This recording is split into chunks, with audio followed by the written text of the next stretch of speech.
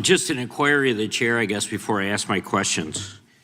I was wondering, is it possible, Chairman, to bring back Alejandro Mayorkas before the committee so that I realize that the impeachment process certainly was explored and failed, but it would be great to know how he sat before this committee and deceived. Mr. Chairman, for the point of order, is the gentleman using his time, or is this a parliamentary inquiry? I'm not quite sure what's going on. And systematically, his time should be running. It's 5 minutes. Okay. I'm just wondering if we could get the former secretary before the committee, because he systematically opened the border to illegals from 2021 to 2025 for a purpose, I suppose, is securing some type of new political base.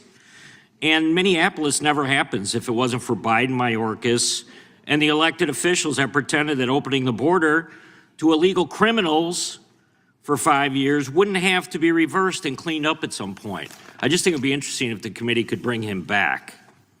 Mr. Linehan, to my knowledge, you were the first person arrested by the UK government over tweets, but this could have happened to any American resident who uses social media to discuss politics. Isn't that right? I mean, if somebody was on their way back from the UK and suddenly arrived at Heathrow, they could be arrested too, even if they were American citizen.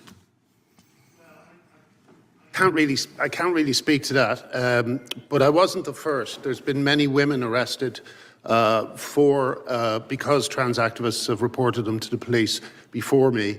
As far as America goes, I don't think they would like the publicity of arresting an American national in the UK, but we really only have that to depend on. You know, they just choose not to do it at the moment. So yeah, I think that there is a general danger of people being affected by, you know, really quite random rules on speech. Something that, like saying that there are two sexes, used to be something we all believed. I believe Mr. Raskin possibly even believed it. But nowadays, people are pretending not to believe that there are two sexes. And it's something that destroyed my whole career in life, that I insisted on the truth. So yeah, we can't rely on the kind of mood of governments being affected by incoherent liberal orthodoxies.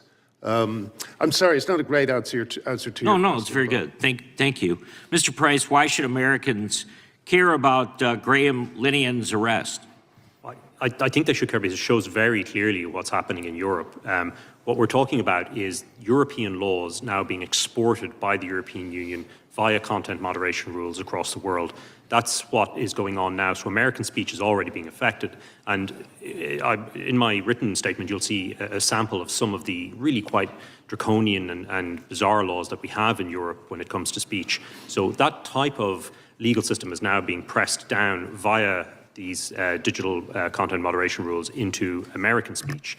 And for Graham and for Pivey, you can see very clearly that these laws aren't theoretical. They put them into force, and it means people are arrested, they're interrogated, their freedom is taken away. Pivey has faced a 6-year court battle to get to this point. Graham undoubtedly is in their crosshairs for more action in the future, which means that really we just don't know, as we say, that the extent of the chilling effect is enormous in Europe. And exporting that globally via EU digital regulation it should be a real concern for this committee. And indeed it is, thanks to your investigations. So a recent report by the House Judiciary Committee shows evidence that the person in charge of enforcing the Digital Services Act was also concerned about enforcement of the DMA, the Digital Markets Act. Should we be concerned that the EU regulators could be using the threat of additional fines under the DMA to compel compliance with its global censorship regime? Certainly. One way to look at it, I think, is that you have to imagine this concentric circles, and at the center is speech. Speech is the greatest threat to the European Union at this point.